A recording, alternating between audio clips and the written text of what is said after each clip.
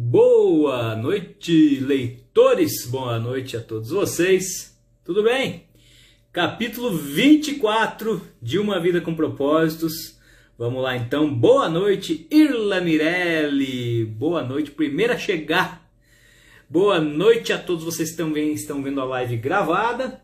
Boa noite, Viti. Tudo bem? Bom, vamos lá então. Capítulo 24 do livro Uma Vida com Propósitos. Boa noite, Kellen Sabadin também entrou. E estamos aqui então no capítulo 24, transformado pela verdade. Vai falar nesse capítulo aqui a importância da Bíblia, a importância da palavra para o nosso crescimento espiritual e pessoal e tudo mais que a gente possa imaginar, né, gente? Ele já começa dando uma cartada, uma definição a respeito do crescimento espiritual. Fala o seguinte: o crescimento espiritual é o processo pelo qual substituímos as mentiras pelas verdades. Gente, só essa definição já é sensacional, né? Qual é a definição de crescimento espiritual? Você trocar mentiras a respeito da sua vida, a respeito de Deus, inclusive, as mentiras que colocaram na nossa cabeça, as mentiras que a gente acabou imaginando e buscar a verdade. E a Bíblia é a verdade. A Bíblia fala a respeito... Jesus fala a respeito da palavra, da verdade, que é a própria Bíblia. Ele fala, né, inclusive, santifica-os na verdade. Quando Jesus faz aquela oração, né, lá em João 17, né, aquela oração sacerdotal de Jesus, ele pede a Deus, né, Senhor, santifica-os na verdade, a tua palavra é a verdade. Gente, é muito legal isso, que a gente fala que quando Jesus ele quer falar uma coisa séria, ele enfatiza isso.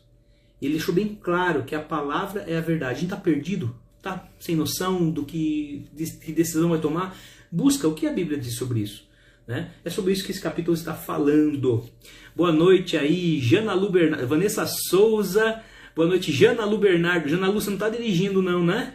Mexendo no celular não, né? Gente, ela confessou um pecado para mim, que ela falou que ela estava mexendo no celular, voltando do trabalho dela. Ela trabalha lá no Sesc Fortaleza. Ela mexia no celular voltando da live, voltando e ouvindo a live. Não mexe no celular, não responde se você estiver dirigindo, viu? Tô sim, olha lá. Ei, Laia, vai acabar cometendo uma infração de trânsito aí. Vamos lá então, gente. Aí, na página 213, aí eu grifei o seguinte, gente. Quais os atributos da palavra? O que a palavra gera em nós? Olha só. A palavra de Deus gera vida. Ela produz a fé. Gente, isso é muito legal falar. A Bíblia fala que a nossa fé vem pelo ouvir da palavra de Deus. Não dá para você alimentar sua fé sem a palavra de Deus. Tem pessoas que falam, eu não tenho tanta fé. Falta vitamina B, vitamina Bíblia, né? Precisa começar a alimentar mais. E aquela palavra vai se tornando real, se tornando real. Gente, sabe o que é o mais legal? A palavra de Deus se renova a cada dia. Ela vai, se você pode ler, tipo, sei lá, primeiro livro Samuel 17, conta a história de Davi e Golias. Você lê a história de Davi e Golias hoje, e amanhã, sábado, você pega e lê de novo. Alguma coisa você vai ver amanhã que você não viu hoje. Porque a palavra ela é viva, ela transforma algumas coisas. Se você lê uma passagem bíblica que você ouviu há anos atrás, se lê hoje, você pode ter uma compreensão totalmente diferente. Já aconteceu comigo. Já aconteceu comigo. Eu li essa semana um versículo que eu falei, poxa vida, eu não tinha pensado nessa interpretação. O versículo, até comentei com vocês esses dias, eu acho, né? Provérbios,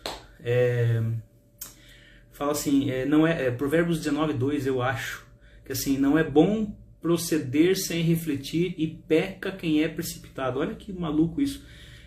A gente comete pecado se a gente é precipitado. Pecado é o que? Desagrada a Deus e também desagrada aos demais, as outras pessoas, desagrada a nós mesmos, muitas vezes, no final das contas. Então a gente peca se a gente é precipitado. Um versículo que está na capa da minha Bíblia, que eu escrevi um dia, que eu achei tão sensacional, e você revive esse versículo e fala, olha, a interpretação que eu tenho hoje, tantos anos depois, é outra, né? Jefferson Máximo entrou. Ei, Jefão! Salve, salve, meu amigo. Meu querido amigo de Mutum, Minas Gerais. A gente se conhece há mais de 10 anos nas redes sociais, né, Jeff? Jefferson já veio aqui para Piracicaba para esta prova, a gente se conheceu pessoalmente, mas depois já de 10 anos de amizade já. Cara, gente boníssima, um abraço, Jefferson. Bom, E também a Bíblia, ela produz a fé, ela fortalece a fé, promove mudanças, afugenta o diabo, realiza milagres, cura feridas, edifica o caráter, transforma as circunstâncias, transmite alegria. Isso é muito legal, hein? A palavra transmite alegria. Supera a adversidade, derrota a tentação, inspira a esperança, libera poder, esclarece a mente, cria coisas e nos garante futuro eterno. Olha só quanta coisa a Bíblia é capaz de fazer em nossas vidas. Salve, Jefferson, legal. Então, aí nós vamos falar um pouquinho sobre permanecer na palavra de Deus. E ainda no finalzinho da página 213 diz assim: de nada vale uma Bíblia na estante. Foi isso que eu coloquei no post de hoje, inclusive. De nada vale uma Bíblia na estante. Milhões de fiéis são assolados pela anorexia espiritual, morrendo de fome com a alma subnutrida. Interessante essa colocação, né? Da anorexia espiritual, ou seja, a pessoa ela não se alimenta. Anorexia, né? Física, a pessoa, anorexia nervosa, a pessoa não come, tal, tudo mais, é uma coisa relacionada à questão emocional, tudo mais. Mas ele está falando da anorexia espiritual, as pessoas que não se alimentam da palavra e morrem, né? De inanição por conta da falta de alimento espiritual. E ficam com a alma subnutrida. E aí, gente, na página 214 eu grifei a seguinte frase, que Jesus disse lá em João 8,31. Se vocês permanecerem na minha palavra, então são verdadeiramente meus discípulos. Gente, o que é permanecer na palavra? Ele dá alguns tópicos. Como que é permanecer na palavra? O que é esse permanecer na palavra que Jesus diz? E aí ele fala aqui, que é você aceitar a autoridade da Bíblia, que você ter a Bíblia como parâmetro para você utilizar para definir qualquer coisa na sua vida. Está na Bíblia? Não está na Bíblia? Tem que ser assim, senão a gente fica vulnerável a qualquer coisa. Gente, teve até recentemente um cara aí que falou: a Bíblia tem que ser atualizada. Meu nariz tem que ser atualizado. A Bíblia é o livro mais atual do que o jornal que vai sair amanhã. Tá? A Bíblia é um livro mais atual do que o jornal que vai ser publicado na semana que vem. Já está na Bíblia. Tá? A gente tem só que buscar e realmente reconhecer a autoridade da Bíblia. Não quer reconhecer, Flor? Chupa essa manga. O problema vai ser todo seu. Eu não acredito em tudo na Bíblia, não. Beleza, o problema é todo seu. Gente, eu não discuto com quem não acredita na Bíblia. Eu simplesmente lamento. Sendo bem sincero. Eu não acredito, não sei o que, é radicalismo. Radicalismo, beleza, então vai com a sua falta de radicalismo quebrar a cara. Porque se você não se apoiar na palavra que é a verdade, não dá para você acreditar em meia Bíblia. A Bíblia é a Bíblia, ponto final. Se você não quer acreditar, lo siento, como diriam meus amigos chilenos. Sinto muito. É radicalismo. Pode chamar do que você quiser. Pode chamar do que você quiser. Sei que a Bíblia é a Bíblia, ponto, acabou. Né? É a palavra absoluta. Aí eu vou ler um trechinho aqui, gente. Muitos dos nossos problemas ocorrem porque baseamos nossas escolhas em critérios duvidosos. Cultura, tipo, todos estão fazendo isso. É cultura, então a pessoa baseia nisso. Tradição, nós sempre fizemos desse jeito. Aqui sempre foi assim, desde que eu cheguei, desde que eu nasci. Tradição. Razão, parece lógico. Realmente parece lógico você permitir que uma pessoa que não quer ter filho mate o filho no ventre. Se eu não quero ter filho, meu corpo, minhas regras, parece lógico. O seu nariz parece lógico. Se a pessoa ela tem um corpo, dentro do corpo dela, logo aquele corpo não pertence a ela. O corpo dela, regras dela, mas o corpo de outra pessoa, de outro ser humano, não é dela. Então, aborto é crime e aborto é contra os princípios de Deus. Ponto final. E tem gente que relativiza, veja bem, não, é lógico, não sei o que, vai pro quinto dos infernos. Não, vamos continuar aqui, vai, gente, desculpa. Eu tô aqui, também leva-se também pela questão da emoção, né? Pareceu a coisa certa. Pareceu a coisa certa fazer. Gente, todo esse negócio, emoção, tradição, cultura, razão, isso aí tudo fica no chinelo, em comparação à palavra que é a verdade, que direciona a gente, que não tem meias palavras. É sim, sim e não, não. Porque segundo as palavras do nosso próprio Senhor Jesus, tudo que ultrapassa isso, do sim, sim, não, não, tudo que ultrapassar isso descende do mal. Vem do mal. Tá? E aí, gente, ele comentou uma coisa sobre Billy Graham. Billy Graham, pra quem não sabe, foi um dos maiores pregadores da história. Ele morreu recentemente, aos 90 e cacetadas de ano. Billy Graham, gente, é um cara assim, foi tremendamente usado por Deus. Deus fez um mover através da vida dele. Ele fundou inúmeras igrejas, alimentou milhares de fiéis. Até hoje as suas palavras ecoam. É um cara que marcou história, um servo de Deus, que aos 94 anos estava publicando livros. Para vocês terem uma ideia, o cara aos 94 anos ainda estava produzindo para Deus. E ele faleceu, acho que em 2016, eu acho. 2016, não sei. Ele morreu agora aí nessa década passada.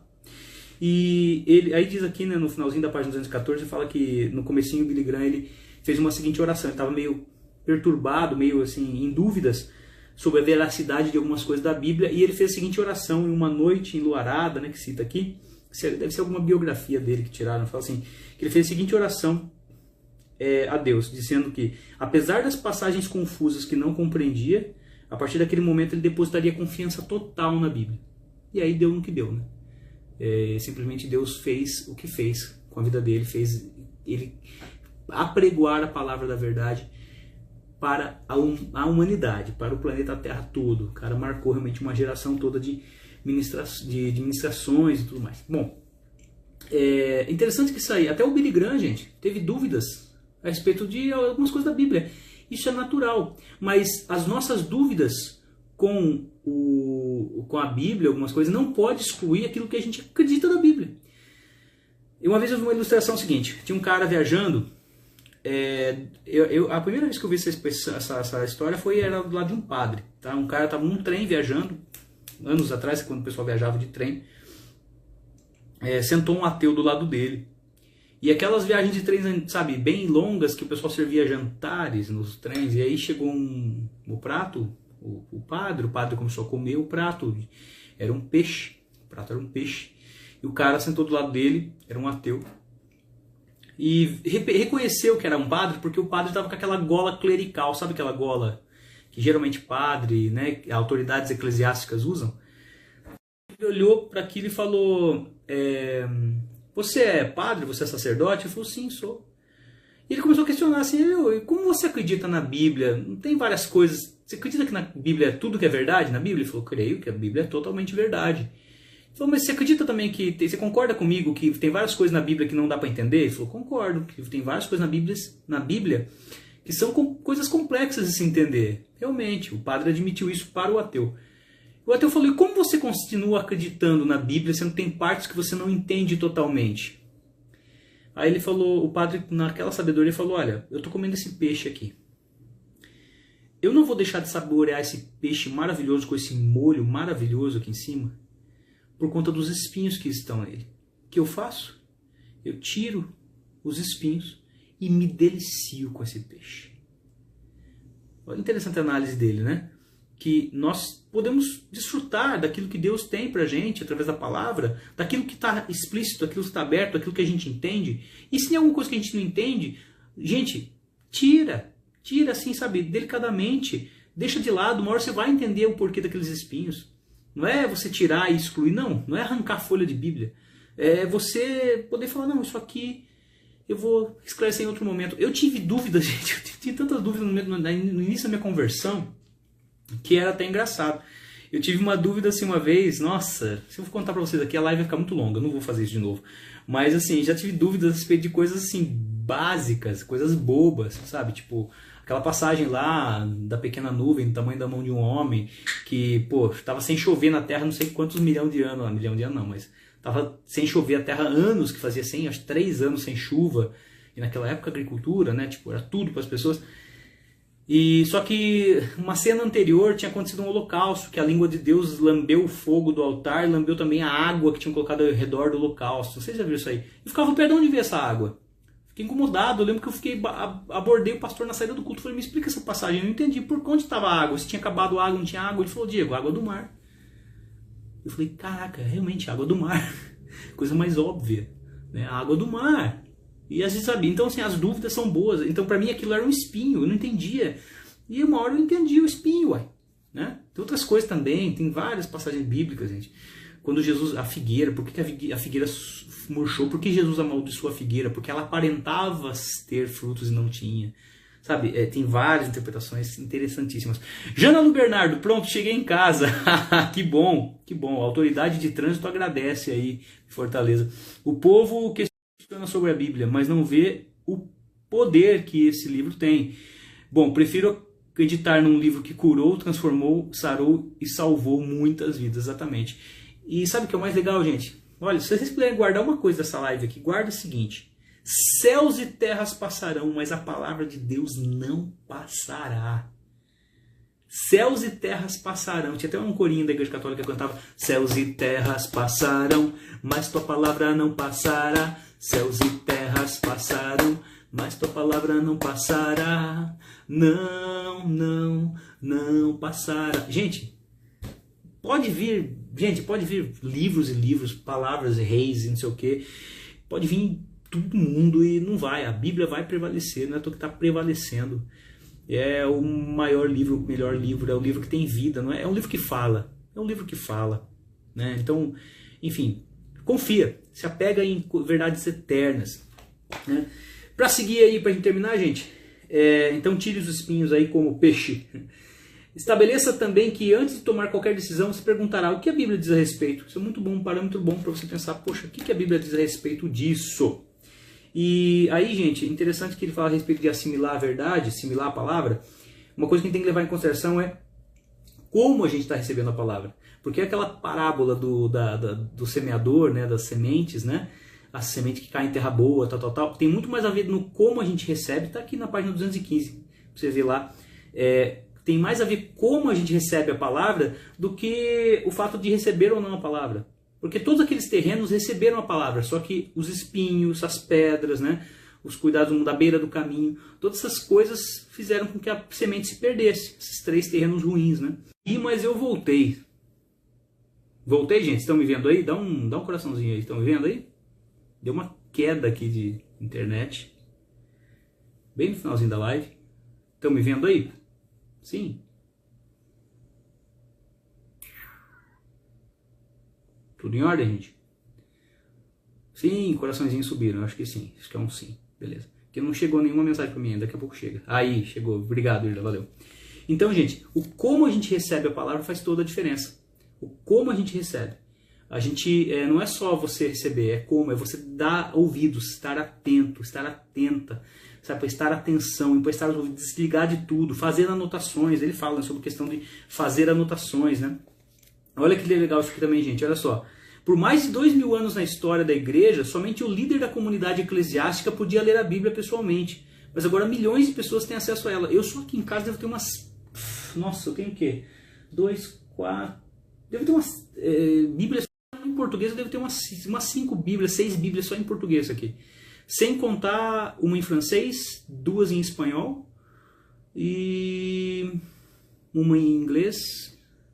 o Novo Testamento em inglês, enfim, a gente tem possibilidades imensas de Bíblia, né? A gente tem várias possibilidades de Bíblia, e a gente às vezes não lê, né? E a gente sabe que cristãos pagaram pau para ter a Bíblia, não tinham, né? Então, usar esse momento, poxa, a gente pode usar a Bíblia, ler a Bíblia, se alimentar da Bíblia, em honra, pelo menos em honra, às pessoas que batalharam tanto para a gente ter essa Bíblia hoje. E, gente, outra coisa também que ele fala aqui sobre memorizar a palavra, né? Os benefícios da memorização da palavra. Memorizar versículos-chave, né? Que ajudam daí, essa memorização vai ajudar a gente a resistir à tentação, tomar decisões sábias, reduzir o estresse, ganhar confiança, dar bons conselhos às pessoas, né? Dar bons conselhos e compartilhar sua fé com outros. E também, gente, refletir sobre a palavra, né? Que fala aqui sobre meditação. Nós já falamos no capítulo 11 sobre meditação, né? Que meditar não é esvaziar a cabeça, pelo contrário, é você focar a sua cabeça. Meditação é pensamento concentrado, né? E então, refletir, meditar sobre ela, anotar, gente, faz anotação, sabe? Sobre o que você estudou. E também devemos nos tornar praticantes da palavra. De nada vale você receber a palavra, estudar a palavra, ler a palavra, se você não colocar em prática. Jesus mesmo disse, né? Então, sem a prática, o estudo bíblico é inútil. Jesus disse, portanto, quem ouve essas minhas palavras e as pratica é como um homem prudente que construiu sua casa sobre a rocha. Olha que legal. Quer ter uma vida firmada? Firma. na palavra. Eu creio nessa palavra aqui e minha vida está firmada nessa palavra. Deus me confirmou através dessa palavra. Eu vou focar, vou continuar me alimentando dessa palavra.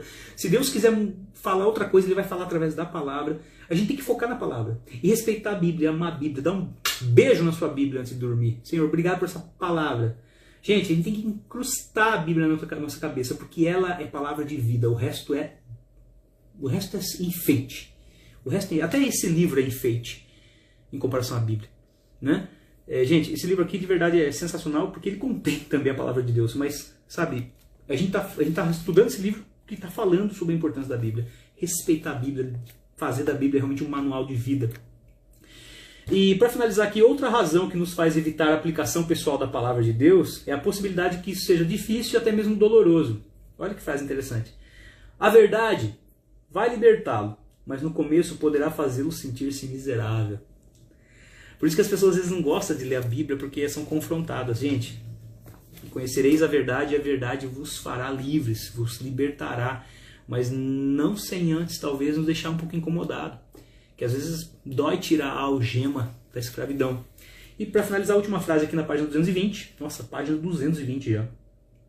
A melhor maneira de se tornar um praticante da palavra é colocando no papel uma atitude resultante da leitura, do estudo ou da reflexão sobre a palavra de Deus. Então, anote. Anote, tipo, o que Deus falou comigo hoje, o que Deus pode falar, o que Deus quer que eu faça, quais são as atitudes práticas que eu posso colocar no meu dia a dia para que eu possa viver com propósitos a palavra dele. Beleza? A live de amanhã, sábado, vai ser às 5 da tarde, transformado pela provação. Esse capítulo é muito punk, porque vai falar sobre as dificuldades da vida. Sobre como a gente aprende através das coisas, né? Como diria o finado irmão Lázaro, eu vou passando pela prova, dando glória a Deus. E vamos nessa então, né? Deus abençoe, gente. Até amanhã, às 5 da tarde. Bom final de semana para todo mundo. Até amanhã. Tchau, tchau.